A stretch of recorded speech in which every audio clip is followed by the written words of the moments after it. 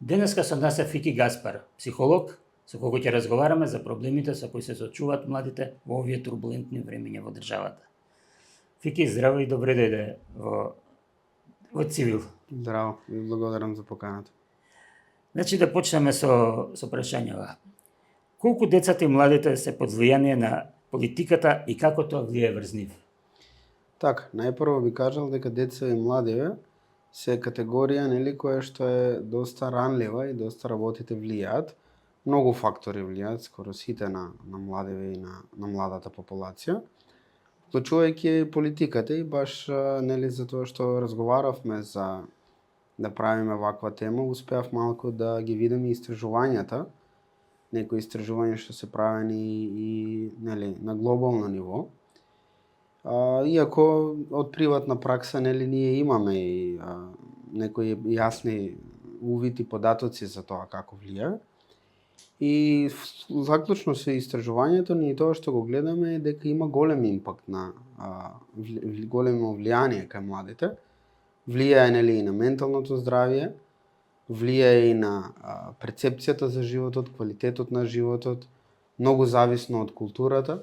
Значи има некои култури кои што политиката како политика ја ставаат на повисоко ниво и се водат повеќе според неа. Има и некои култури, некои држави кои што некако тоа изгледа како да е во спореден план, како работите да си течат, сепак луѓето и младите се фокусирани на по други теми и по други сфери. Кај нас како да е во прв план? Политика па кај нас културолошки политиката има доста доминантна позиција и можеме и тоа го гледаме во приватната пракса дека младите се под доста влијание од тоа што се менува, како се менува. Сакавените изложени се од сите страни. Врзано е за чувство на безбедност, затоа што политиката е таа која што ги ориентира работите и ги насочува, важните промени се прават на тоа поле на организација. И затоа чувството на безбедност кај нас луѓето е многу важно. И културолошки кажавме и со претходните искуства кај нас доста влијание има самата политика и луѓето ја следат будно. Децава гледаат и младиве возрастни гледаат дека повозрастните и постарите се доста окупирани со следење на политика и за жал имаме и доста и информации кои што се движат посебно на социјалните мрежи, на медиумите кои што даваат многу фокус на сите тие работи, посебно и на негативните работи, каде што знаеме дека негативните информации многу повеќе допираат до човекот, посебно ако се работи за екстремни информации.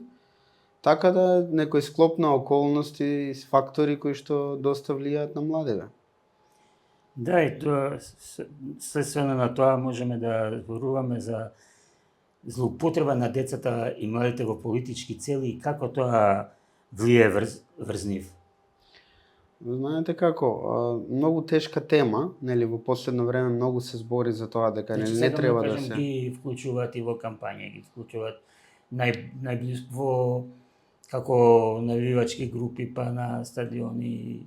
Така, да, во последно време многу отворено се збори за тоа дека не треба да се дел ни од кампањи, ни од било каква пропаганда децата.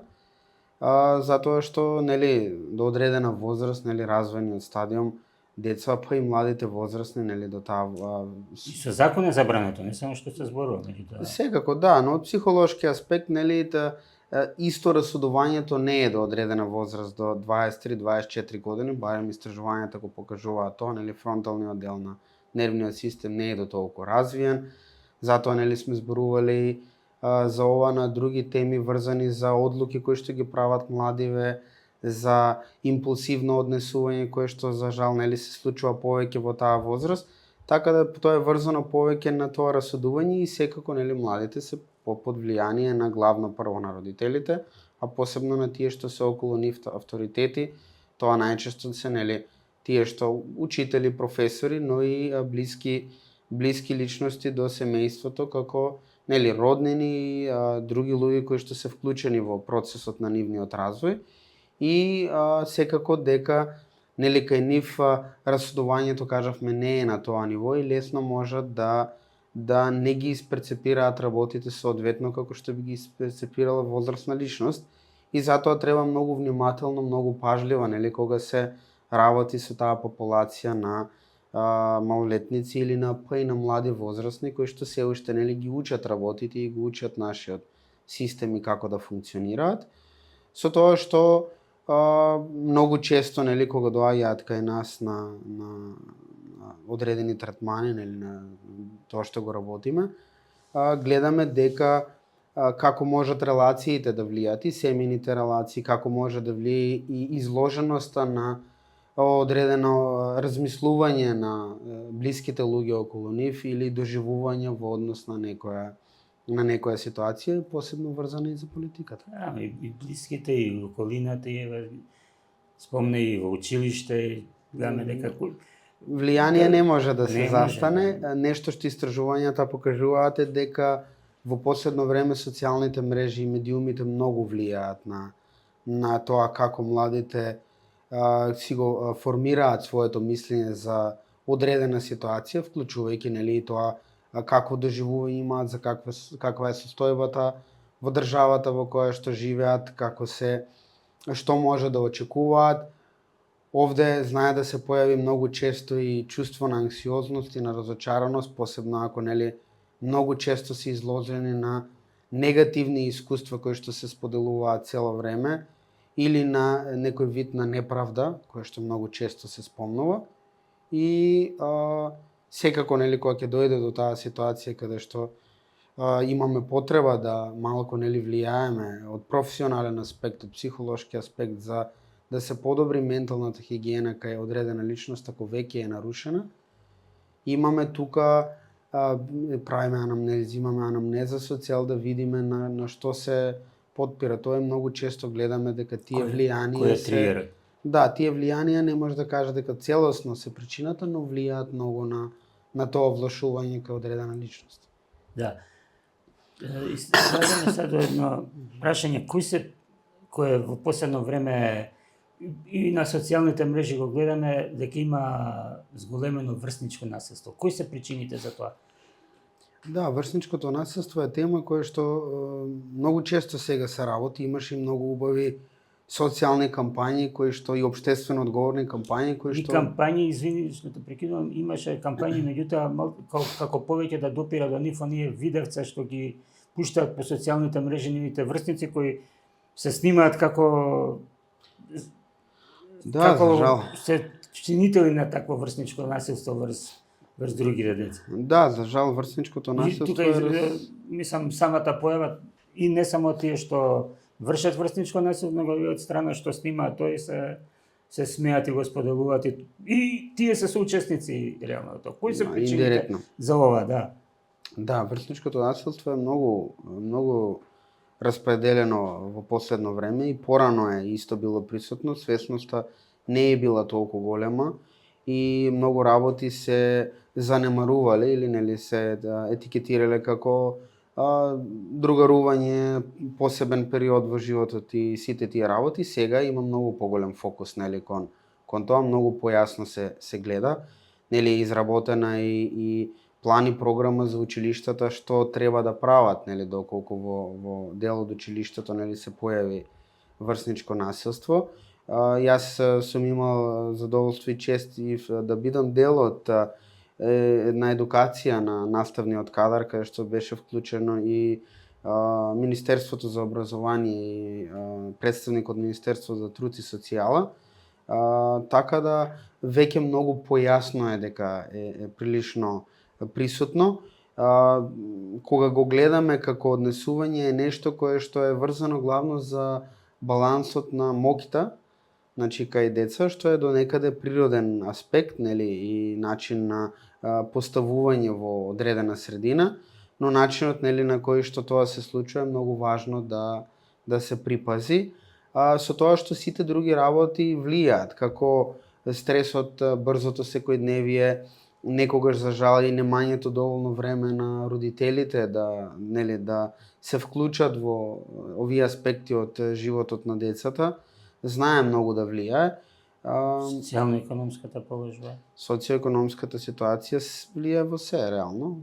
Исто влијае и во ова, кој што е нормално, но тоа децава главно индиректно го доживуваат, нели, ако родителите поминуваат низ одреден потежок период, децава не можат тоа така јасно да го видат, но ги гледаат, нели, резултативе на тој стрес и на таа анксиозност, која што потоа се, нели, се одразува и на нив.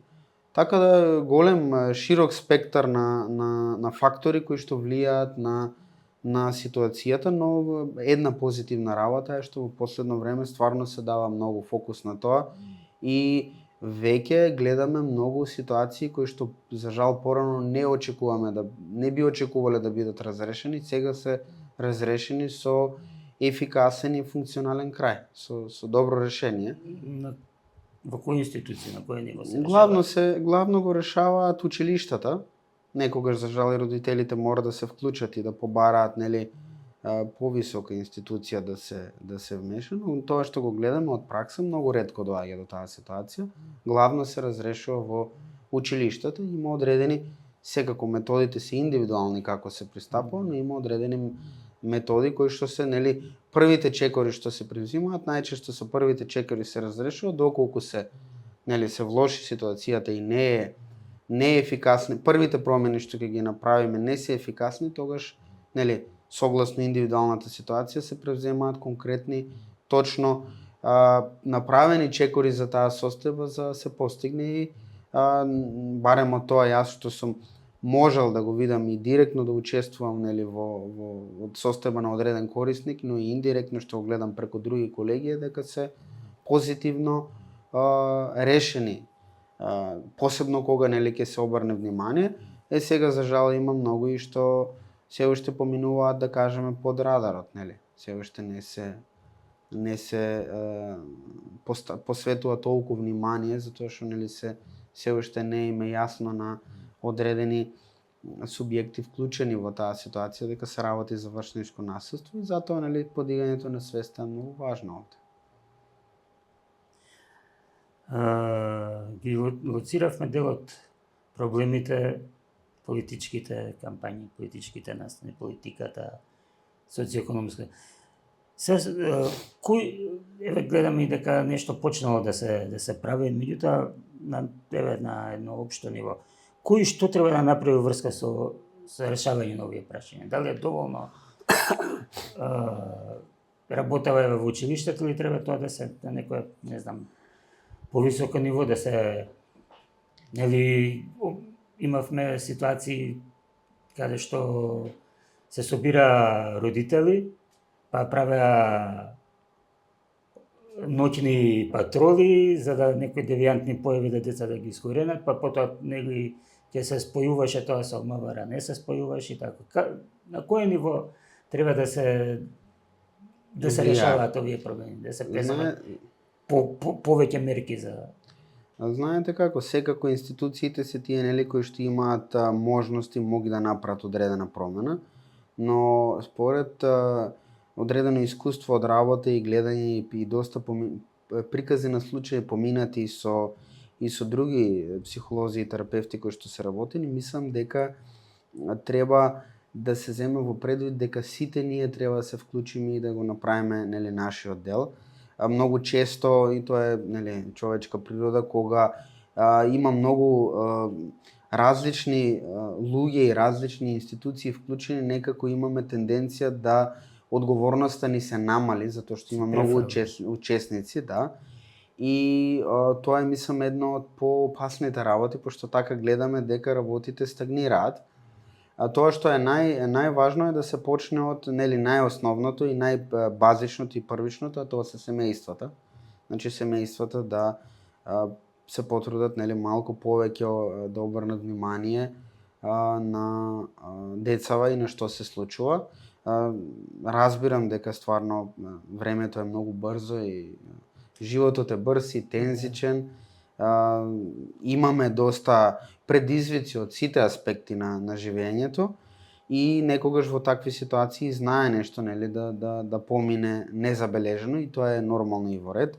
Посебно тоа секако нели кај кажавме училиштата кои што се многу важни, кои што од мојата работа јас гледам дека се трудат и постигнуваат доста, иако знаете некогаш кога има премногу ситуации, малку и знае да се почувствува дека цело време се работи, а нема крај, тоа затоа што се нели тековни работи, но ако се навратиме, ако ги видиме успешните случаи поминати и разрешени многу предизвици, ствари гледаме дека се многу ефикасни и дека вистински се работи и секако после многу важно е на повисоко ниво, нели, тие кои што ги креираат и политиките, но нели ги даваат и насоките, да можат соодветно да ја видат ситуацијата и да влијаат, но нешто што гледаме е дека независно вие како ќе креирате некое правило, ако внатрешно нема кој да го спроведува и не се сите кои што се вклучени не се држат, најчесто тоа е неефикасно. Така да е многу тешко прашање, многу широка популација опфаќа, сите ги опфаќа и е нешто кое што е важно. Нели кога збориме за оригиналната тема која што ја започнавме, малку да нели да се водиме според тоа што сметаме дека е во ред и што сметаме дека е морално, а како што кажа и самиот ти, нели има и одредени закони и програми предвидени што е во ред, а што не е во ред да се прави, посебно врзан нели за одредени развојни стадиуми, кога се работи за деца, за млади, возрастни, па и за било која возраст. Например, имаме и во соседството и во други земји забрана за одредени социјални мрежи да или воопшто или ги ограничуваат до која возраст децата да имаат пристап. Од таа страна дали кај нас се преземаат такви мерки? Треба да се направи убаво истражување да се види, да. Не имаше и гледал на TikTok, па се качило на воз, загинало. Да, тие многу често сме ги разговарале, тие предизвици што се поставуваат на социјалните мрежи. Знам, нема се уште таква забрана. Кај нас нема, мислам дека Франција беше првата што ја воведе, ако не се лажам, не сум толку во тек со социјалните мрежи и со забраните, но знам дека нели ги тиравме како едни од главните причини за Да, се направи во тие држави се направи истражување и се процени дека нели во интерес на таа популација на која што се стават забраните, нели на статистичко ниво дека ќе биде многу по-бенефитно да се забранат. Веќе гледам кај нас и помеѓу родителите, нели посебно на деца кои што се родители на деца кои што тинејџери, многу се збори за тоа одредена забрана да се стави. Мислам дека некои училишта веќе воведоа забрани во текот на им ги земаат телефоните, после тоа пак се изложени, не. Да, но колку се нивните ингеренции, знаете, за училиштата, до тој момент повисоко ниво на повисоко ниво, да, треба да се процени. Ако има истражување, едноставно може да го земе истражувањето, сигурно не е. Треба да се процени и треба да се види како ќе биде расположението и на сите вклучени. Да. А тоа е главно и на родителите, па и на корисниците и на децата, да се види да се направи некоја програма која што ќе биде во интерес, ќе има повеќе бенефиција, ќе има помалку нели негативни страни, но да е нешто дефинитивно што нели може да се размисли, да се истражи и да се направи одлука. Мада мислам дека кај нас сега има доста работи кои што треба да се работат и кои што се поприоритетни, иако знаете, секоја работа е важна, но баш сметам дека сите тие што доаѓаат до таа ситуација да треба да ги направат тие политики и одлуки, најверојатно некако доаѓаат до момент каде што чувствуваат дека имаат премногу работа, а премалку време. Така да и тоа може да е фактор, затоа што гледам еве на пример со нашите соработници кои што се дел од нели државните институции, пошто ние имаме нели лиценца и соработка, гледам дека вистински се вложуваат во работа и некако предизвикувачки е доста.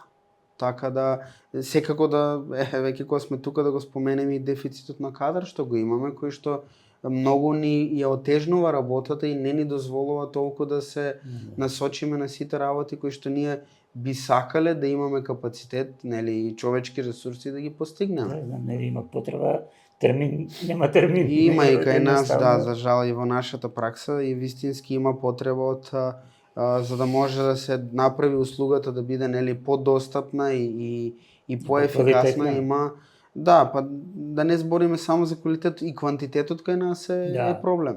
Значи вистински и квантитетот.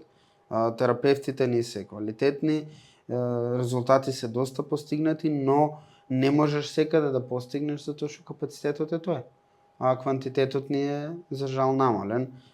Се помалку се вклучуваат во тие бранши кои што се кај нас дефицитарни, за жал имаме и одредено одлевање, нели, од државата, која што е исто предизвик за нас и тоа е тоа. За жал тоа е тоа. Значи, станува поише да се поработи поише на семејствата. Значи, Останува имаат ли они некои што ќе ги едуцира? Например, семејство може и не знае како да се справи со некој. Да, тоа Вако, нешто да, нешто например, често го некој да ги кажуваме. организира. Сами секако нема да се организира, дали на општинско ниво, дали на... Ние што Некој често ни- го кажуваме дека кога ќе почувствуваат, нели, дека нешто е променето и дека треба да му се даде фокус, секако да побараат помош. Да, на општинско ниво и на и Дали комората за знаат каде да психолози. побараат помош?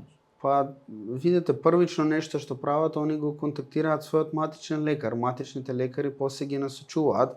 Дали тоа ќе Например, биде кога спомнавме институции, да се напеве некој број, каде што може да за прво време да се јава за помош конкретно за тако да не мора да се јава преку разни други. Да, се Каде што вклучува после тоа сега и ќе го- некоја подршка од тој аспект, не знам за кои услуги се вклучуваше, но знам дека се вклучуваше. Ние пробуваме, нели, како фела зборувам, Да. секако да поработиме на тоа и веќе свеста, посебно после, нели, ковид пандемијата, ни е многу зголемена, посебно за нашава работа, но се уште сметам дека има многу простор за тоа како да се, а и не е само, нели, да се направи првиот чекор, туку треба на луѓето да им се објасни, нели, текот на работите како би се движел, за да може да се вклучат доколку има потреба, но барем ете тоа ја што сум имал можност да соработувам и со училишта и со други институции кои што се, нели, главно врзани за нашата професија, гледам дека свеста е многу подигната. Така да моје очекување е дека нели, во периодот што доаѓа се повеќе и повеќе ќе се подобрува таа ситуација. Никогаш не можете совршенство да постигнете, но гледам дека се работите одат доста кон подобро. Така да исклучоци и некои пропусти сигурно ќе има, Секако, да. за жал. Да.